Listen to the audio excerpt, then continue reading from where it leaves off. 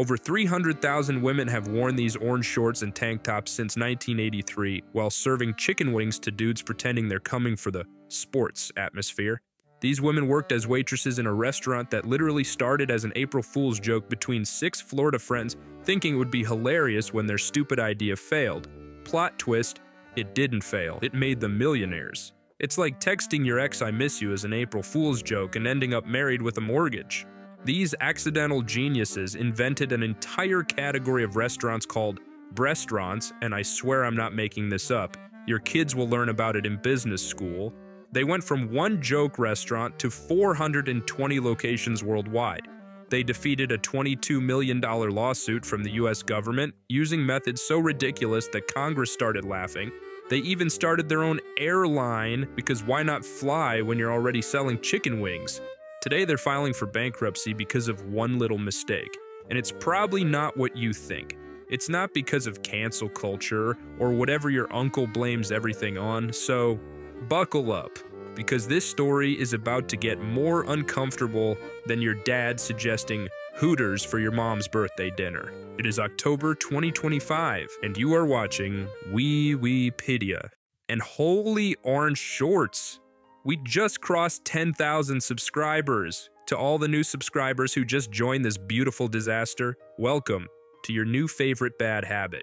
You're now part of an elite group of people with questionable taste in YouTube content. Oh, and apparently YouTube added this new hype thing that's supposed to help small channels like mine compete with Mr. Beast. So if you think your boy deserves some hype, go ahead and smash it, but only if you actually enjoyed the video. Don't inflate my ego for nothing. It's already operating at dangerous levels after hitting 10K. Alright, enough begging for internet validation. I wasn't exaggerating when I said this started as a joke. 6 friends in Clearwater, Florida with 0 restaurant experience filed incorporation papers on April Fool's Day 1983. They literally chose April 1st because when it failed, they could say, "It was just a prank, bro." Their combined restaurant experience was eating at restaurants. That's it. And all they wanted, and I'm quoting them directly here, was a place they can't get kicked out of. That's the entire business plan. So they built their ultimate man cave.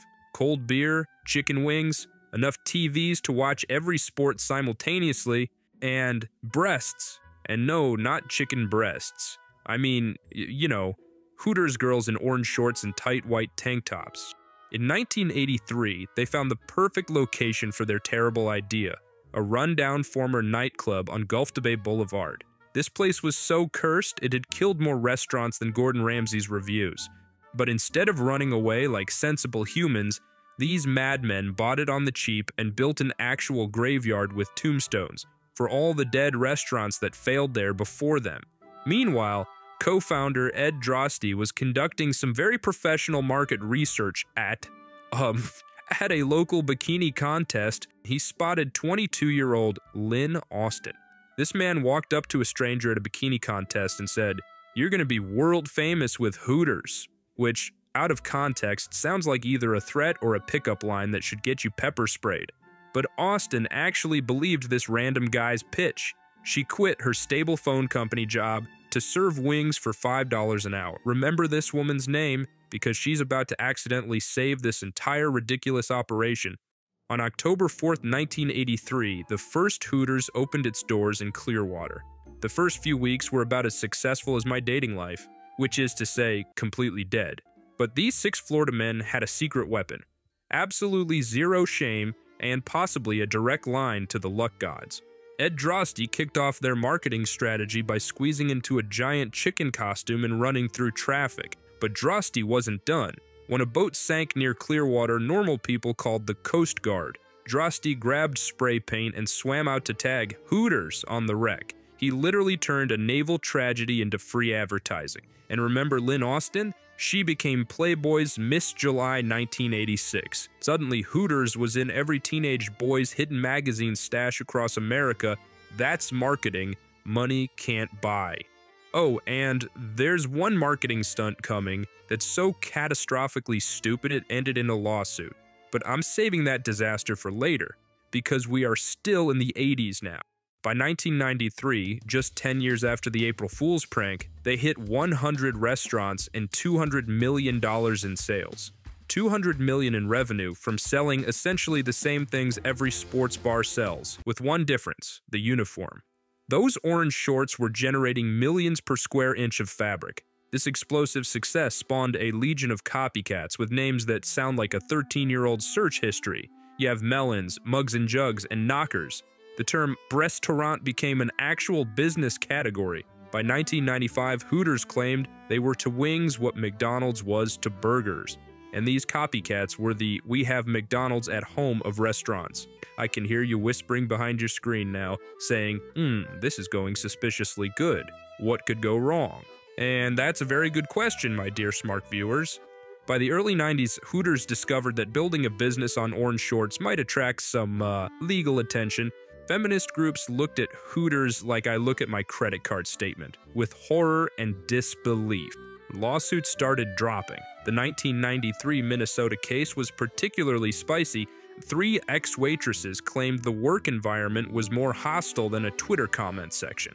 Without getting my video demonetized, let's just say the workplace culture needed adjustments. Their attorney demanded Hooters change its name and cover up its servers. You're basically asking them to delete their entire business model. But wait, these lawsuits were just the tutorial level. The main course of legal disaster was about to be served by the actual US government. The bigger war was with the US EEOC. These are the people who make sure nobody discriminates at work. In 1991, someone at the EEOC was having a slow day and decided, wait a minute, where are all the male Hooters girls? Hooters had this crazy policy where men could be cooks, managers, bartenders, but not Hooters girls, which, given the name, seems obvious. Like it's literally called Hooters girl, not Hooters person, but the EEOC wasn't having it. After 4 years of investigation, 4 years of your tax dollars investigating orange shorts, they declared in 1995 that, and I quote, "no physical trait unique to women is required to serve food," which is true. They demanded Hooters pay $22 million to disappointed male applicants whose dreams of being Hooters girls were crushed by biology and corporate policy. $22 million is a lot of money, and it could break the peak of the business. Well, let me explain how they turned getting sued by the government into their best marketing campaign ever. Instead of quietly settling like a normal company, Hooters spent $1 million on what I can only describe as the greatest comeback in corporate history. They hired a burly, hairy dude named Vince and put him in the full Hooters girl uniform. Then came Operation Save Our Jobs, which sounds like a military operation but was actually 100 Hooters girls invading Washington, D.C. These women were handing out free food to anyone with a pulse and a press badge. Public opinion did a complete 180. The EEOC went from righteous defenders of equality to the fun police trying to put hairy men in short shorts. By 1996, the EEOC basically said, you know what, never mind, and moonwalked out of the courtroom. They dropped everything. They entered the 2000s like a champion boxer who just won by punching the referee himself. By 2003, Hooters had more than 400 locations, and someone at corporate had apparently mixed Red Bull with spicy chicken wings because they announced, "We're starting an airline." Hooters Air was real, and it was spectacular. They put Hooters girls in orange shorts at 30,000 feet where it's colder than your ex's heart. The routes? Perfect for cheating husbands. Atlanta to Myrtle Beach. Honey, it was the only available flight. Yeah, sure, Kevin. After burning $40 million in 3 years, Hooters Air crashed in 2006. Not the planes, thankfully, just the business. But plot twist. While their airline was failing at altitude, their restaurants were printing money at sea level. By 2008, Hooters was pulling $500 million annually. One busy location could make $3 million a year selling 200,000 wings. They were literally unstoppable. Survived the government, failed at flying, but still swimming in cash. What could possibly go wrong? Oh right, that marketing stunt I mentioned that became a lawsuit. It's time for the Toyota incident, and trust me, it's dumber than starting an airline. In 2001, a Florida Hooters manager wakes up and chooses violence. He announces a contest. Whoever sells the most beer in a month wins a brand new Toyota. These waitresses went feral. One waitress, Jody Berry, turned into the Michael Jordan of beer sales. She was moving product like Walter White. except legal and with better shorts. April Fool's Day comes, and Jody wins. The manager blindfolds her, which should have been red flag number 1. They lead her to the parking lot. She's probably already picked her license plate, Beer Queen, or something equally tragic. Blindfold comes off. She's staring at a toy Yoda. No, not Toyota, toy Yoda. This green piece of plastic that probably came free with a Happy Meal somewhere. Jody did what any reasonable American would do. She sued them. They settled out of court for an undisclosed amount, but reports say it was enough for her to buy any Toyota she wanted. By 2010, the restaurant started to see sales stagnate and locations close. They hadn't changed anything. In fact, they'd improved the service and food quality over the years. So what went wrong? Can you guess? Yes, you, the viewer who is watching me right now while probably eating something you shouldn't be. If you haven't figured out why, let your favorite YouTuber, WiWiPEDIA, explain. After 2010, the world was changing fast. The new generation, millennials, they're just different. Okay, Wiwi, and what does that have to do with Hooters? Well, I'm trying to keep this family friendly, but there's no other way to say this. Let me tell you about a certain adult website that rhymes with corn tub. This totally legitimate research website released data showing that people ages 18 to 24 were searching for, let's say, chest content significantly less than older generations. They were more into things like authentic connections and emotional availability. Disgusting, I know. In response, Hooters tried marketing more heavily on fantasy football leagues and game day promotions, figuring cleavage wasn't the draw. Between 2012 and 2016, the number of Hooters restaurants in the US dropped by more than 7%, and same-store sales flatlined harder than my heart rate during cardio. Desperate times called for desperate measures. Hooters tried everything. They modernized the decor, they added salads to the menu. Salads at Hooters! That's like adding a library to a nightclub. In 2017, they launched Hoots. And no, I'm not making this up. Hoots was Hooters without the Hooters. Both men and women wore normal t-shirts and khaki shorts. But trust me, it gets even more desperate from here. In 2021, after years of trying to appeal to families and women, Hooters management had a meeting where someone said, "You know what? Let's do the exact opposite of everything we just tried."